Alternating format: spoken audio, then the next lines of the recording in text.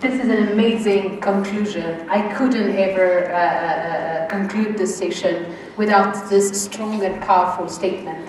Yes, you're right. We're not talking about a very small, significant portion, because people with disabilities represent 15% of the overall population globally, 15%, so they're more than 1 billion. As you rightly mentioned, in some countries more than 15%, like for example in my country, Ethiopia, 17.6% of the population has disability. And out of them, children represent a huge, huge number, because quite so many of us, including myself, get disability as early as possible. I became blind when I was 5. You're right, we deal with this issue because we don't feel only pity, but it is their right. The human rights approach, the human rights understanding is very critical in understanding children with disabilities.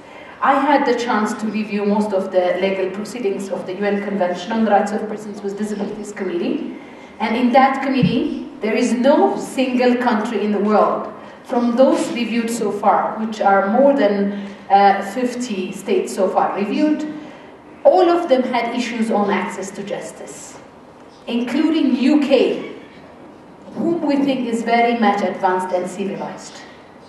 US, as you know, is not in favor of ratifying things, so we cannot talk about them.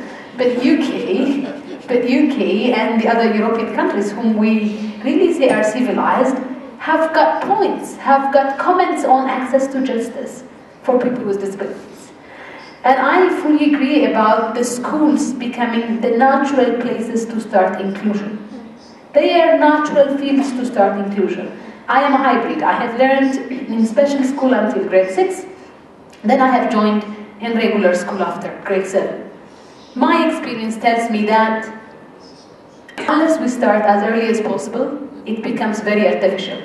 Now we are losing a lot of money by organizing workshops for convincing people to include us. Had we learned, played, and grown together, we wouldn't need all these artificial workshops in different big hotels to call for inclusion. So I fully agree with you. Schools are the natural places to start inclusion.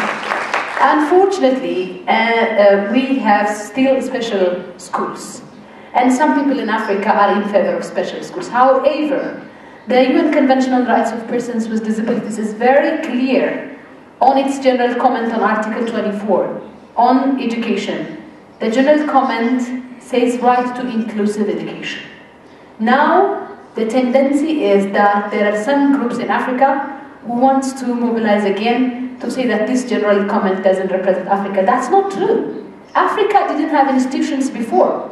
African people with disabilities stayed with their families. Alec Ayalo in Ethiopia, he grew up in a traditional school, being joined with the sighted ones.